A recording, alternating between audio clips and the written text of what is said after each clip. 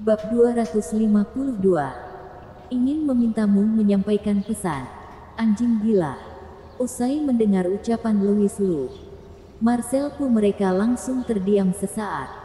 Kemudian amarah juga langsung membah. Tunggu. Ada yang salah. Salah fokus. Sekarang ia tidak seharusnya fokus pada Louis Lu yang memaki dirinya anjing gila. Melainkan, ucapannya tadi itu ada maksud lain. Beberapa hari lalu, ada anjing gila yang datang kemari mengganggu El Shalin. Bukankah yang ia maksud itu Musashi?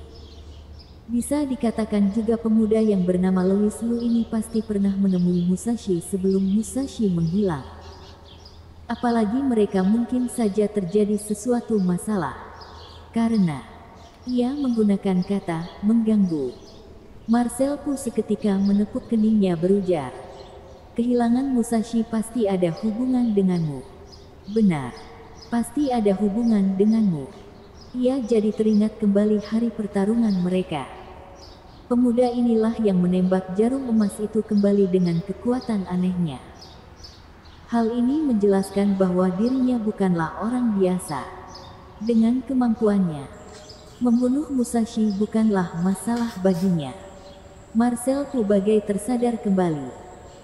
Dan kebenaran dari kehilangan Musashi juga pelan-pelan menjadi jelas di dalam kepalanya. Sedangkan El Shalin ini malah terkejut. Ada apa lagi yang terjadi pada adik kecilnya ini? Dari ucapannya tadi, apa bedanya dengan jujur sendiri?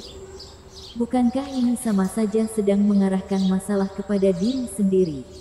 El Shalin berkata, adik kecil, kamu ini sedang bicara sembarangan apa? Anjing gila apa? Mana ada anjing gila yang datang menggangguku beberapa hari lalu? Aku lihat kamu pasti terlalu banyak tidur hingga muncul ilusi. Ia buru-buru berlari menghampirinya dan mendorong Louis Lu pergi. Agus Yu langsung paham dan juga ikut berkata, apa yang dikatakan Nona Lin benar. Beberapa hari ini aku juga ada di klinik Xinglin. Aku tidak pernah melihat ada orang yang datang mengganggu Nona Lin.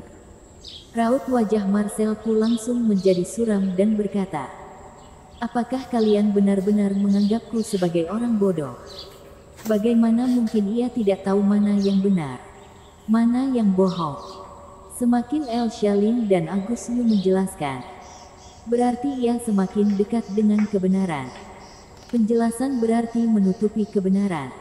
Menutupi kebenaran adalah kenyataan.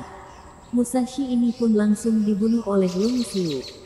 El Shalin merendahkan suara dan berkata, adik kecil, apakah kamu sudah gila? Untuk apa kamu muncul pada saat seperti ini? Nada bicaranya terdengar penuh dengan teguran. Sedangkan Louis Lu malah tidak ada gerakan sama sekali.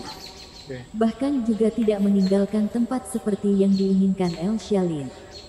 Melainkan berjalan lurus ke arah Marcel Pu dengan inisiatif dan berujar, aku tahu kamu curiga. Apakah boleh meminjam tempat berbicara denganmu sebentar? Marcel Pu mengerut alis dan berujar setelah ragu sesaat, boleh. Aku malah ingin melihat bagaimana kamu menjelaskannya. Mereka berdua pun berpindah ke samping.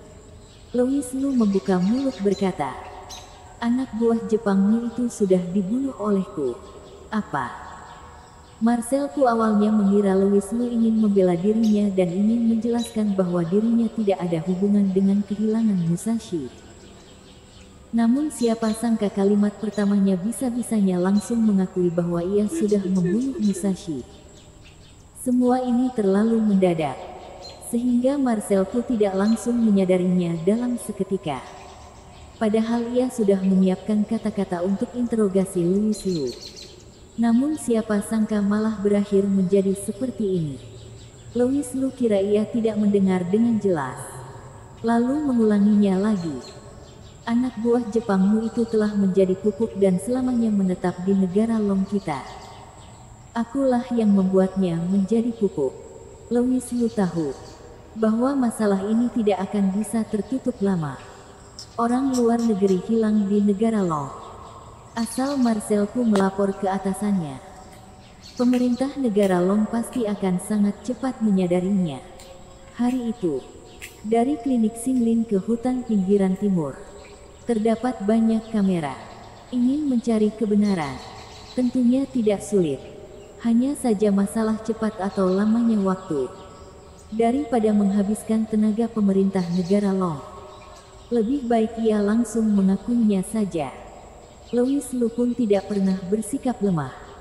Marcel pun terdiam sesaat, lalu pandangannya baru menjadi suram dan berujar. Apakah kamu tahu apa yang sedang kamu katakan? Tentu. Louis Lu langsung membalas dengan jujur. Si Jepang itu berani-beraninya menaruh pikiran pada Kak Elsa. Bahkan ia juga mengeluarkan obat dan racun kemari. Aneh sekali jika aku tidak membunuhnya. Mendengar ini, Marcel pun seketika menjadi takut. Bahkan punggungnya juga ikut merinding.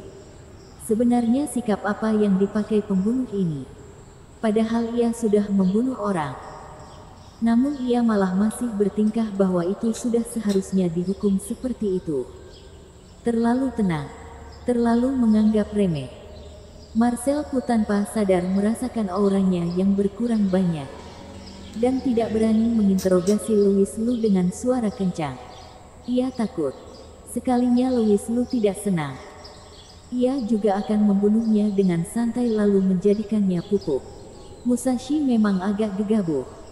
Kamu boleh memberinya sedikit pelajaran saja. Tapi kamu tidak seharusnya membunuhnya, ujar Marcel Pu. Louis Lu terkekeh pelan. Ia tidak bicara. Setiap orang yang ia bunuh pasti memiliki alasan yang pasti. Musashi yang berani menaruh pikiran pada kakak keduanya. Bahkan juga memakai jurus halusinasi memerintah dirinya memakan racun. Bagi Louis Lu, ini pun menjadi alasan kuat mengapa dirinya harus membunuhnya. Melihat Louis Lu tidak bicara, Marcel pun hanya bisa lanjut berkata, apakah kamu tidak tahu identitas Musashi? Louis Lu mengangguk. Tahu. Orang Jepang itu sudah memberitahuku sebelum ia mati. Ayahnya itu adalah wakil ketua Liga Nasional Jepang. Kalau begitu, kamu masih berani membunuhnya. Mengapa tidak bunuh? Jika ia sudah melewati batasku, entah siapapun ia sudah pasti harus mati. Aku datang mengajakmu bicara berduaan hanya karena ingin memintamu bantu menyampaikan ucapanku kepada wakil ketua Liga Nasional Jepang tersebut. Louis Lu terdiam sesaat dengan mata yang mendadak menembak dua sinar dingin. Kamu pergi beritahu wakil ketua Liga itu. Suruh ia siapkan ucapan maaf. 3 hari kemudian, aku akan berangkat ke negara Jepang sendiri. Jika ia pandai melihat situasi dan meminta maaf kepadaku, maka masalah ini bisa dilewatkan begitu saja. Tapi kalau ia masih ingin membalas dendam untuk putranya, maka jangan salahkan aku yang kejam. Usai Louis Lu mengatakan itu, mata Marcel Lu juga langsung membelalak besar. Ia yakin dirinya tidak salah dengar. Louis Lu bilang kalau ia akan berangkat ke Jepang 3 hari lagi dan menerima ucapan maaf dari wakil ketua Liga. Tidak hanya masalah membunuh putranya saja. Bahkan ia juga bisa-bisanya menyuruh orang itu meminta maaf. Louis Lu ini benar-benar sudah gilakah? Marcel pun dibuat tidak bisa berkata-kata karena terkejut. Namun setelah dipikir-pikir kembali, ada benarnya juga. Jika orang ini bukan orang gila, bagaimana mungkin ia membunuh Musashi usai mengetahui latar belakangnya yang mengerikan? Dirinya ini pun sedang bicara dengan seorang yang memiliki gangguan jiwa. Marcel pun diam-diam mundur beberapa langkah ke belakang. Bersambung.